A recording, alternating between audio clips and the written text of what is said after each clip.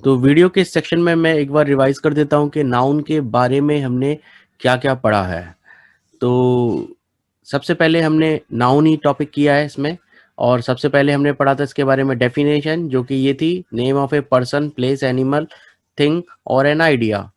इसके बाद हमने टाइप्स पढ़ी थी, नाउन कितनी तरह की होती हैं और ये हमें याद रखनी है। एक कॉमन नाउन होती है, एक प्रॉपर नाउन, कलेक्टिव नाउन और एब्स्ट्रैक्ट नाउन। इसके बाद हमने पढ़ा था फंक्शंस कि नाउन काम क्या करता है, सेंटेंस के अंदर रोल क्या है उसका, क्या वो फंक्शन करेगा। तो उसके 5 तरह के हमने फंक्शन सीखे थे। सब्जेक्ट फंक्शन कर सकता है वो, ऑब्जेक्ट का फंक्शन कर सकता है, इक्वल जिसका कि दूसरा नाम है कॉम्प्लीमेंट, आप ये भी याद कर सकते हो।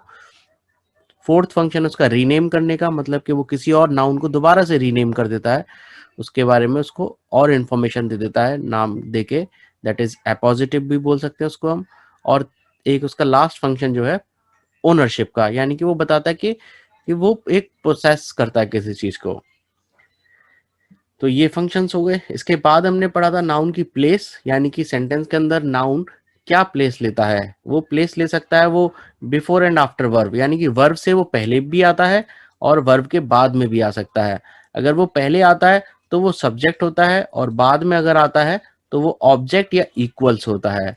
ऑब्जेक्ट होता है वो in case of action verb और इक्वल्स होता है वो in case of state verbs, यानी कि वर्ब के बाद में। यानी कि वर्ब के बाद दो ऑप्शन है उसके आने के, वो या तो ऑब्जेक्ट बनकर आएगा नाउन या फिर वो बनकर आएगा इक्वल्स बनकर।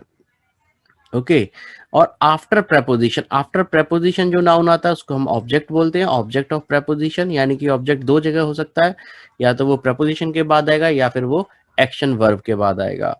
और दूसरा जो नेक्स्ट फंक्शन था उसका जो प्लेस है उसका, वो नाउन के साथ आता है, चाहे वो रीनेम वाला फंक्शन हो चाहे उसका वो ओनरशिप वाला फंक्शन हो।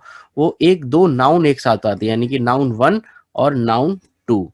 अगर नाउन 2 अगर दो कॉमा के बीच में है तो वो हो जाती है रीनेम वाली नाउन हो जाती है, ये रीनेम हो जाता है। और अगर ऐसे ही दो नाउन आ रखी हैं N1 एंड N2 और एक नाउन के साथ एपोजिटिव के साथ एस लगा दिया तो वो ओनर बन जाती है दूसरी नाउन की। तो यानी कि नाउन के साथ नाउन भी आ सकती है और वर्ब के साथ वर्ब से पहले वर्ब के बाद भी नाउन आती है और एक प्रपोजिशन के बाद होती है। तो यानी कि ये टोटल उसकी कितनी प्लेस हो गई। अगर हम देखें एक्शन वर्ब के बाद ऑब्जेक्ट आता है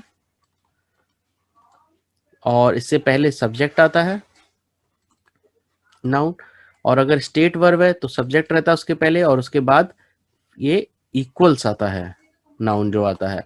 ये हमारे सब्जेक्ट ऑब्जेक्ट और इक्वल 3 फंक्शन हो गए और 2 फंक्शन जो है वो N1 और N2 की पोजीशन के साथ आ जाते हैं कुछ इस तरह से। तो ये हमें चार पांचों फंक्शन हमारे कैसे आते हैं ये हमने पढ़ा था और उसके हमने एग्जांपल्स भी देखे थे। फिर उसके बाद लास्ट में हमने एक छोटा सा इंट्रोडक्शन किया था नाउन की कुछ और प्रॉपर्टीज जो हम डिटेल में नहीं गए हैं, वो क्या है, जो कि हम बताती हैं कि नाउन जो भी नाउन वर्ड होगा वो उसके साथ कुछ प्रॉपर्टीज अटैच्ड हैं, जैसे कि वो सिंगुलर यानी कि वन है या फिर प्लूरल यानी कि मैनी है, उसकी क्वांटिटी वो कितनी क्वांटिटी है उसकी नाउन की, या फिर उसका एक जेंडर, वो जेंडर उसके ये 4 जेंडर होते हैं, मेल, फीमेल, कॉमन, यानी कि दोनों जेंडर इसमें, जैसे कि पेरेंट्स हमने एग्जांपल देखा था। और नॉन लिविंग, जो नॉन लिविंग थिंग्स है लाइक टेबल, चेयर, इनका कोई जेंडर नहीं होता। तो बुक, इनका कोई जेंडर नहीं है। तो ये न्यू नॉन लिविंग थिंग्स है।